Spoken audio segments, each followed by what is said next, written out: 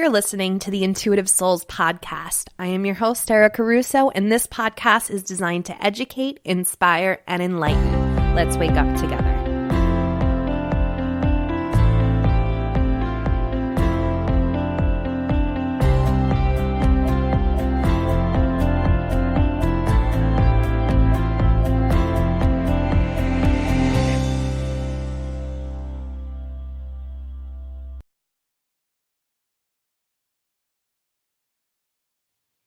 Hey guys, welcome to the show. I'm your host, Erica Russo, and I am a psychic medium, lover of all things woo-woo, crystal junkie, and I am a obsessive tea drinker. So sit back and relax. This is a good vibes only podcast, so I hope you guys enjoy it, and let's get to it. So if you're new to this podcast, welcome. Thanks for coming on.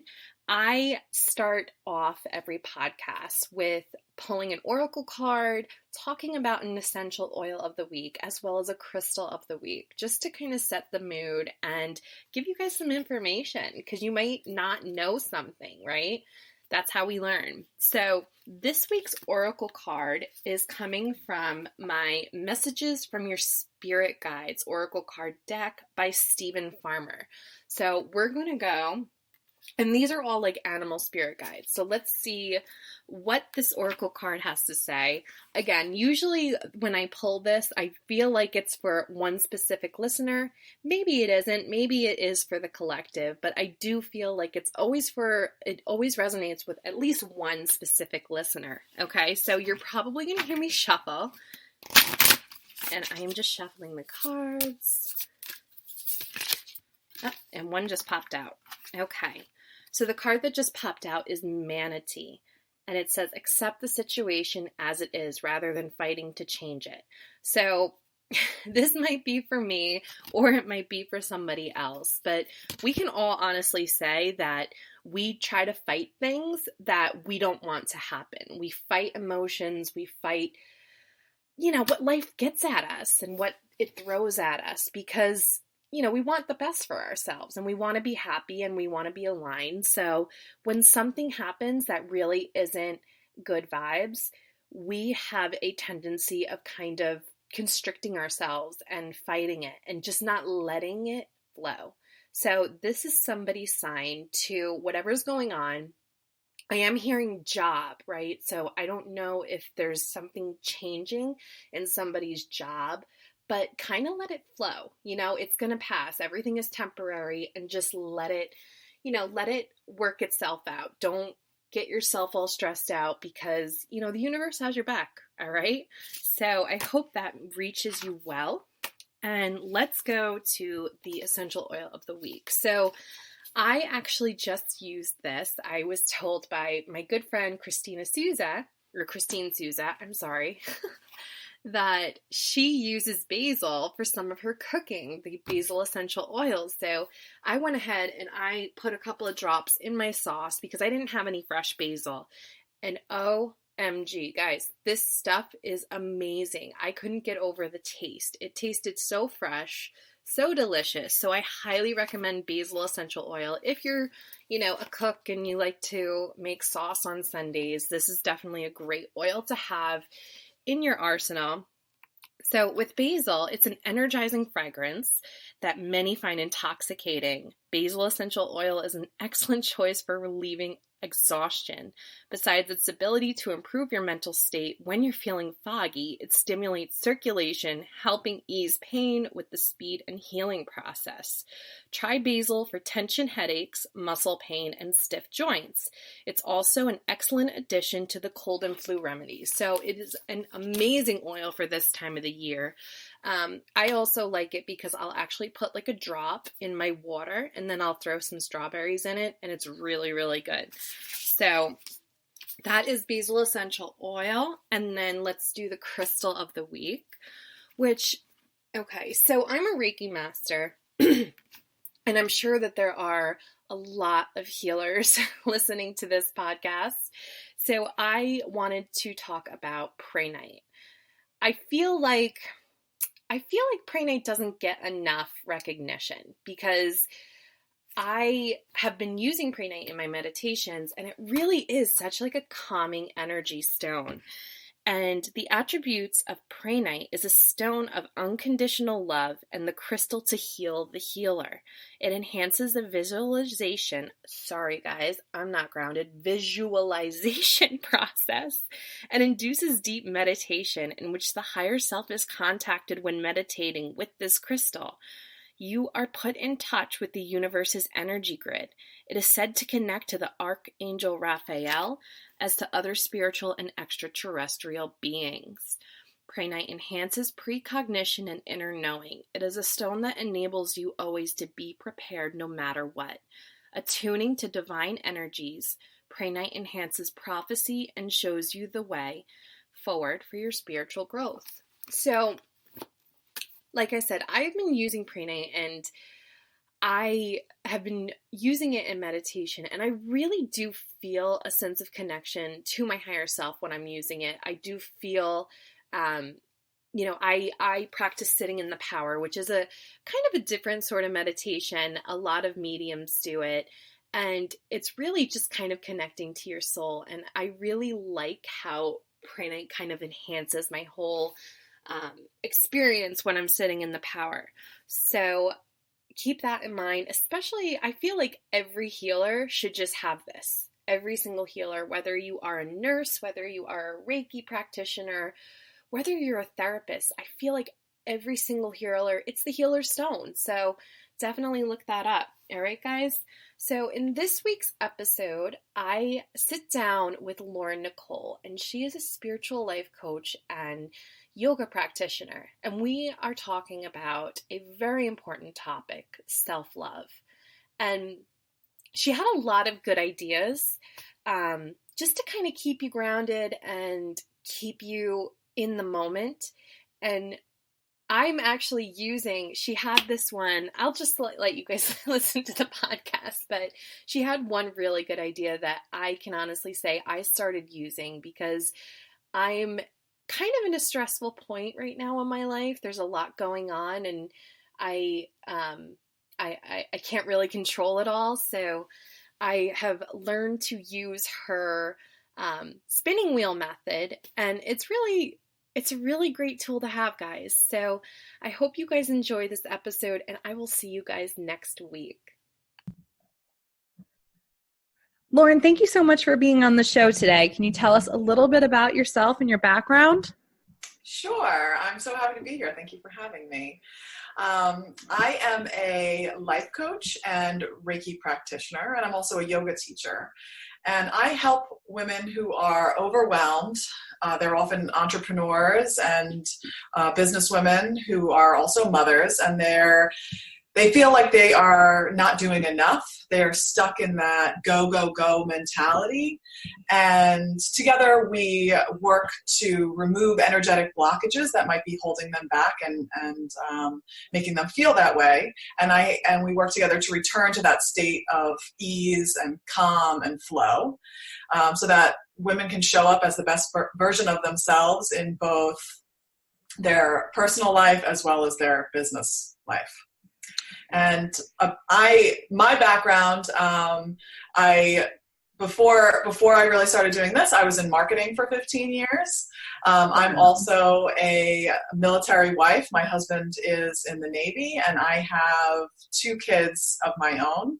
And I started on this self-care journey when we most recently found out that my husband was going to have to deploy. And I knew that I really had to take care of myself so that I could show up for my kids the way that they needed me. Mm-hmm. And that's when I started yoga teacher training, and that led to becoming a Reiki practitioner. And then I kind of married it all together because I felt people really needed that extra support. Instead of just, one yoga class or one Reiki session, I created a program so that I could really have that ongoing support for my clients. Wow. Yeah, it's definitely the whole self-care thing. I have realized it's not one yoga class. It's not going to, a massage. It's not going to get your nails done. It is a lifestyle. That's the only way it's going to benefit you, is if you incorporate. I'm not saying go get a massage every week. I'm saying like you have to incorporate things that are good for your soul and good for your self-care. And you really did that in such a great way, because yoga is such a great tool for this. It really is. It helps with any of those energetic blockages that we have, and Reiki too. I'm also a Reiki master, so I know the benefits of Reiki. So it's really, what exactly is this program, and like what are the things that you incorporate into it? So I have an 8-week program that is completely one-on-one, and I tailor it to the client's specific needs. So everybody's different. Everybody's working on something specific to them. So it looks different for everybody. Sometimes it could be a Reiki session. Sometimes it could be a yoga nidra, a meditation.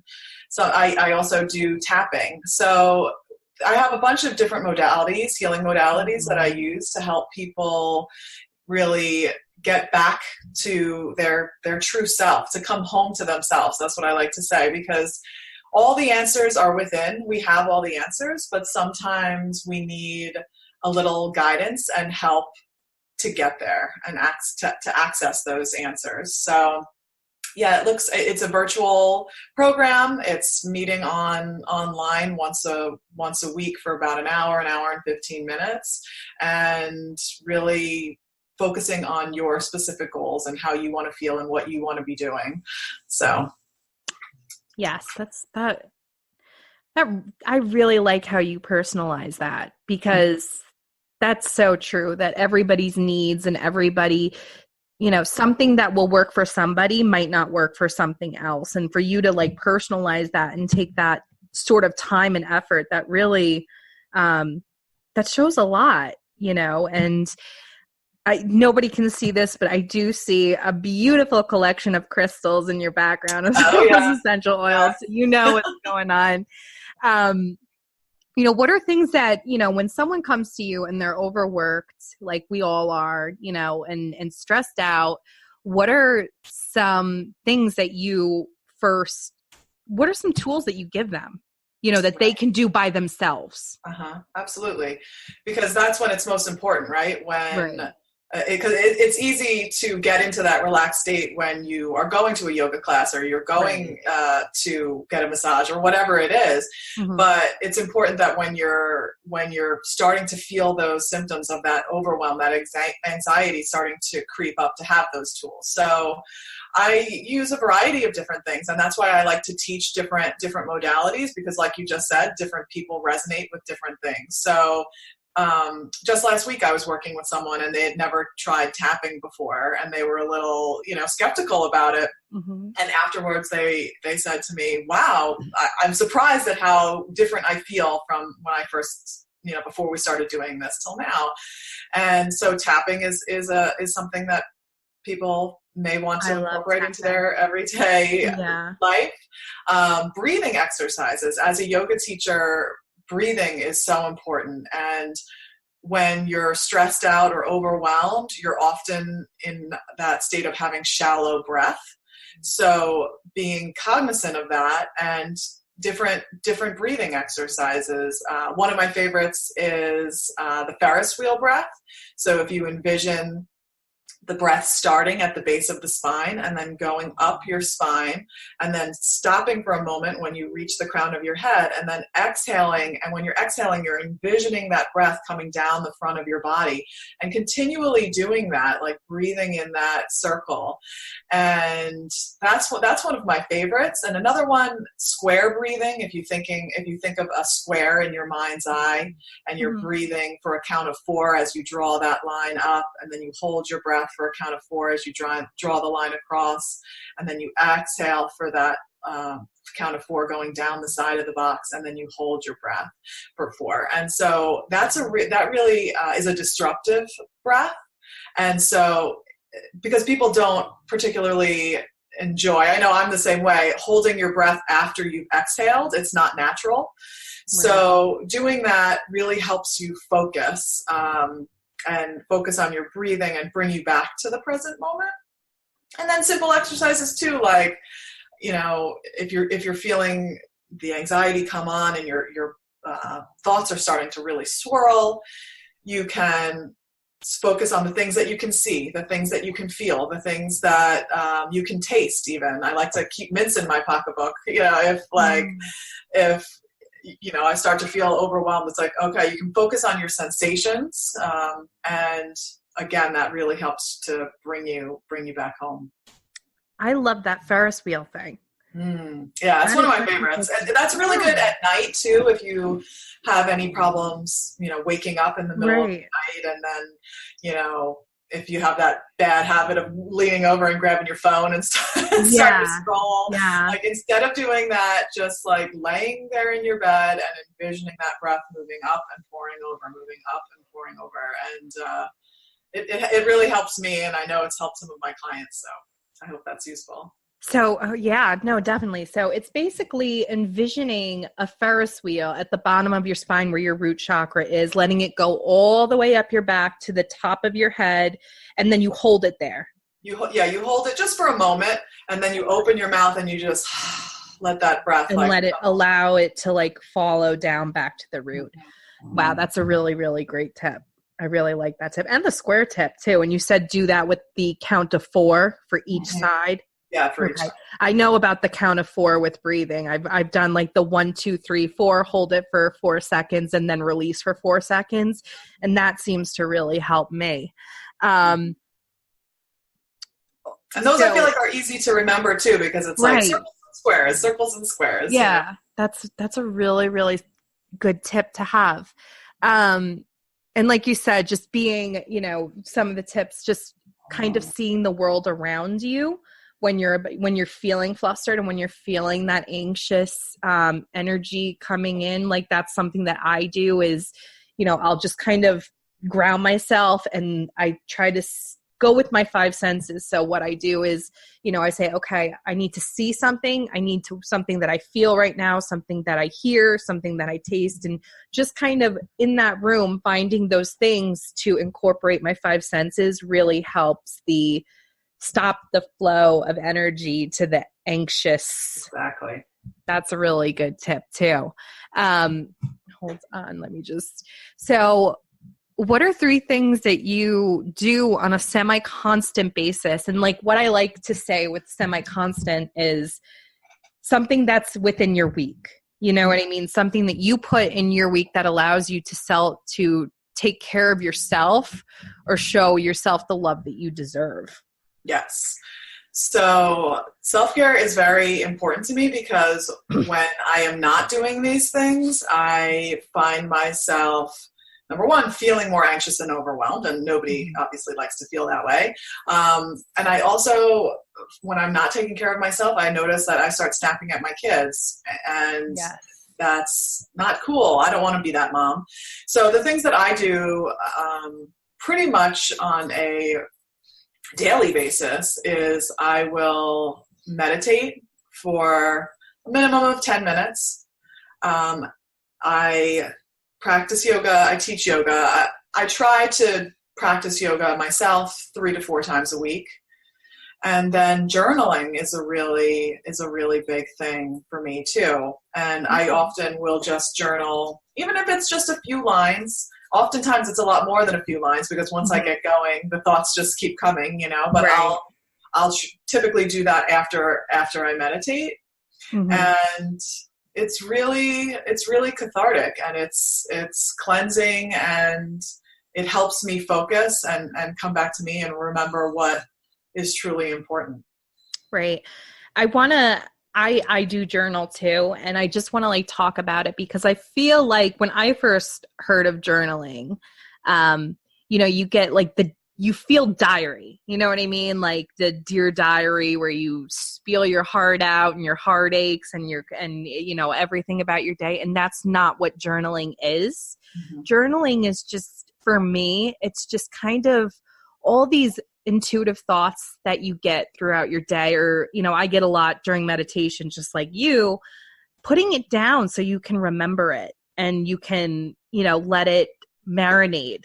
It's not what you think it is where you're telling your whole life story. It's just, a thought might come into your mind that day that might be of use in your future. Absolutely. It's not 3 to 4 pages. Like you said, it's just sometimes a couple of paragraphs. Sometimes it's just a couple of sentences. But I do feel like it's a super tool to have, especially on your self-care journey, because, there might be things that come up that will give you insight on your future and things to heal.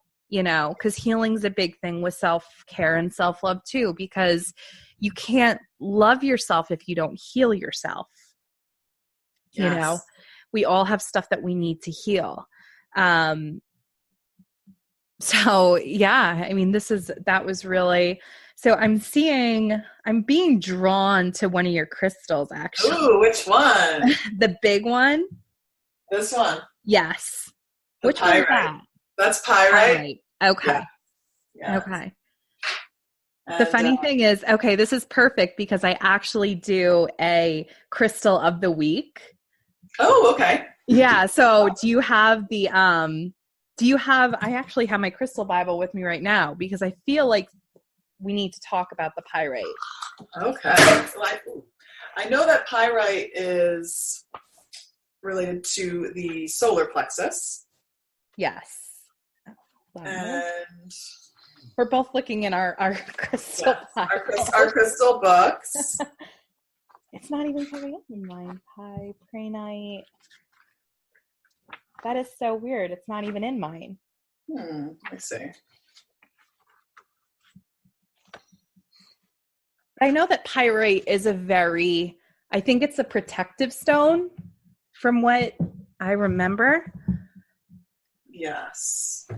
And it says on here, gemologists love this. I say this crystal is real. Use this for all alchemical endeavors. What you imagine can come to fruition. Okay. So what exactly, because nobody can see, obviously, because we're on a podcast, but I am seeing a beautiful assortment of crystals in her background. So are these things that you meditate with or you just hold with you? Yes, I meditate with them. I also use them during my Reiki sessions. Okay. Pyrite is one that I do use on the solar plexus, as it, has to do with your feelings about yourself. Okay. And in one particular session, I remember placing this on this woman's solar plexus, and I was at her feet, and I was looking at the stone, and then all of a sudden, I know this can sound a little crazy, but it was like energy was moving out of the stone. Wow. And in my other crystal book, which I don't have, oh wait, is this it? Down here? I think, no, this isn't it. It talked about how energy can come out of it like a volcano. And I was like, that is what I saw. It really helps, because all of these crystals help to move energy. Right. And so they're powerful and I love them. And I always, charge them in the full moon light and, yeah, I try to do that with the moonlight, but sometimes it's just, I have so many crystals that it's such a chore. I just started using binaural beats to clear them. And that seems to really help, where I'll just, I have a big glass bowl of all my crystals where I'll just put them right next to the speaker and I'll put on my binaural beats. Cool. And that really helps too. But yeah, no, it really does. So are you, as far the Reiki, do you do Reiki to yourself as well? Yes, I do. Yeah. Yes. That's really, it's hard because you forget to do it to yourself. That's definitely like when I talk to other Reiki practitioners that you almost forget. You forget to, give Reiki to yourself, but that's something that was actually one of my New Year's resolutions, was to just, while you're watching your television show at night, just to kind of start touching, Yeah. But Yeah, it's important. I usually, that's something I typically will do at the end of the day when I'm laying in bed, like getting ready to go to sleep, and thinking of positive things, positive affirmations, and then I'll also do a little bit of Reiki before I go to sleep. Right. So, when you, because I know I also have a sister-in-law that, is, when her husband he's in the Air Force and he goes for, a year at a clip. Yeah. Do you just keep continually doing this stuff just to keep you balanced while he is deported? Yeah. So I first started practicing yoga 15 years ago when he went on his first deployment after we first got married, and it became a trend that I would find myself in a yoga studio when things were difficult in life. Right. It's like an on and off thing. I would go to yoga, I would stop for a little while, do something else, and I would always find my way back. And then I had stopped for a while, and then when we got the news of this deployment, which was a surprise because he's in the reserves, and I wasn't neither of us were expecting it. And that literally the next day, I was like, I need to go to yoga. And when I was in the yoga studio, I saw a flyer about teacher training. And I have thought on and off over the years, because whenever I'm practicing, I love it.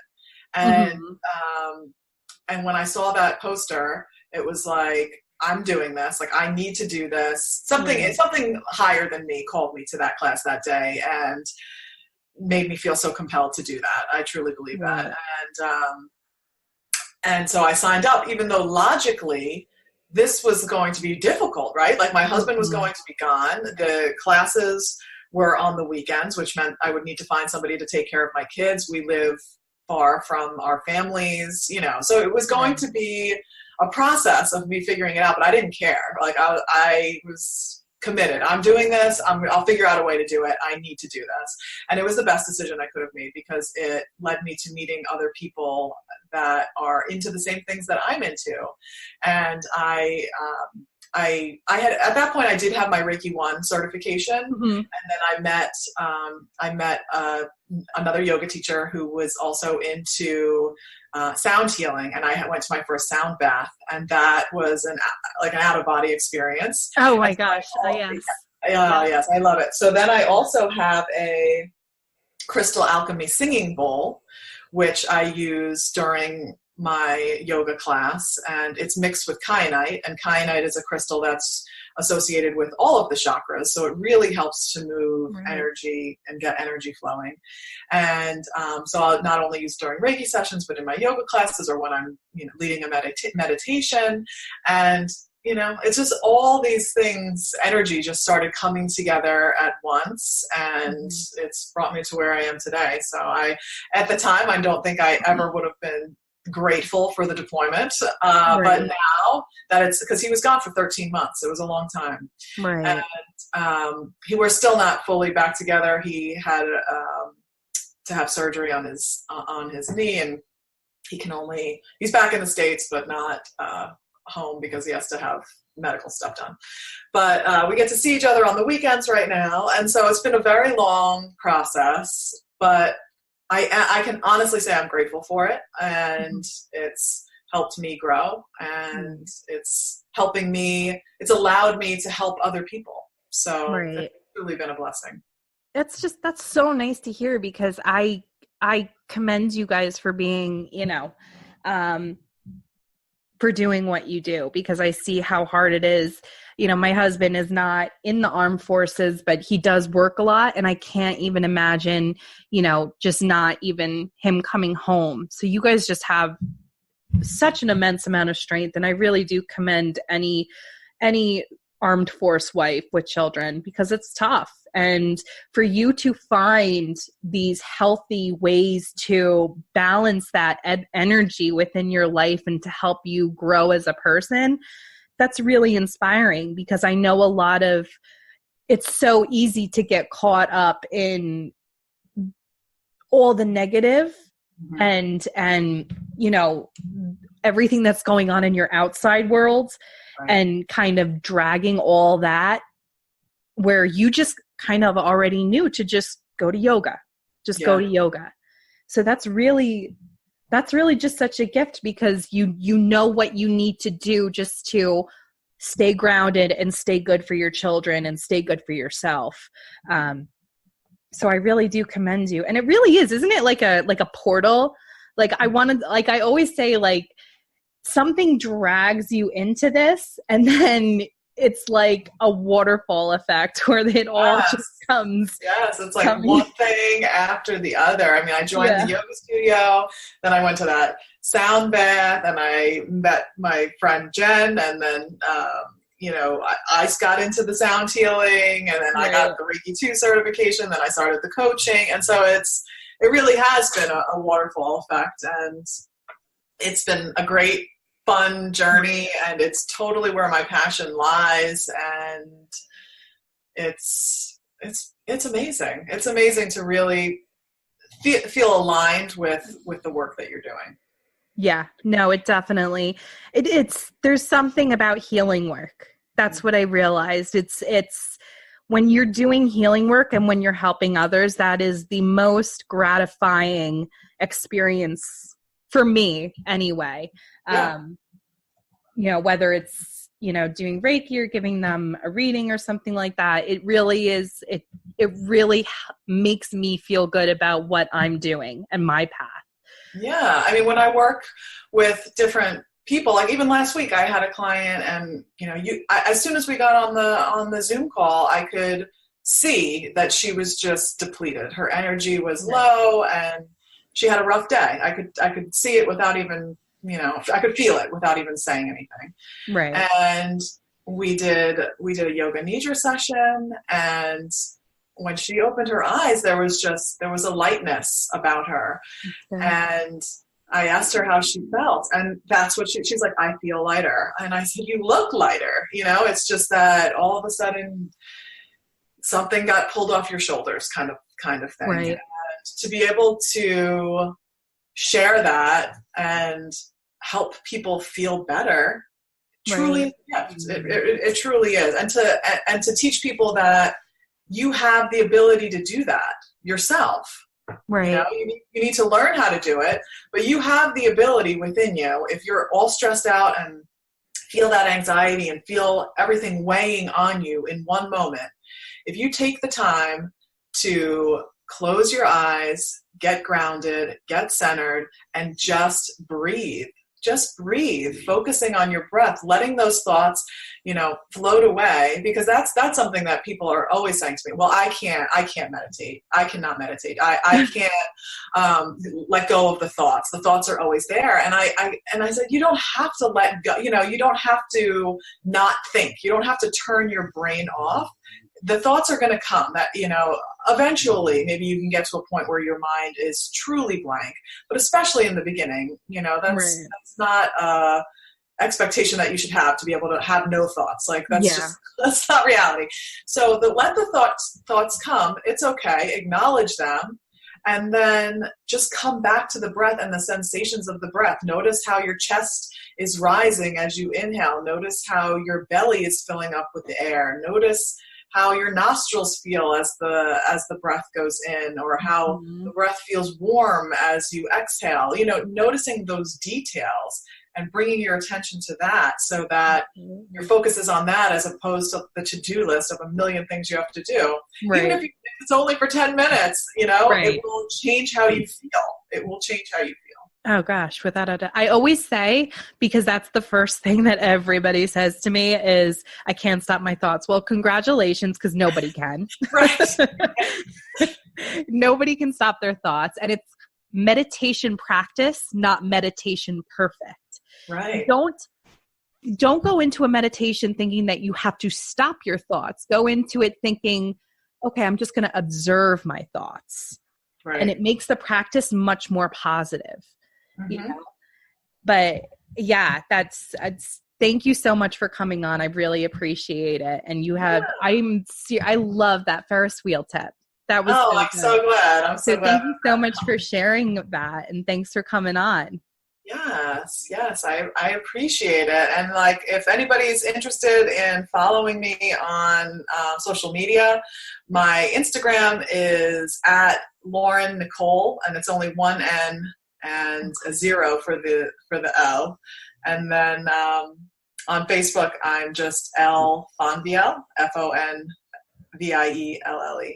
Great. So I'll put those in the show notes as well. So Okay, great. Thanks again, Lauren. Thank you so much for coming on, and we will talk soon. Thank you.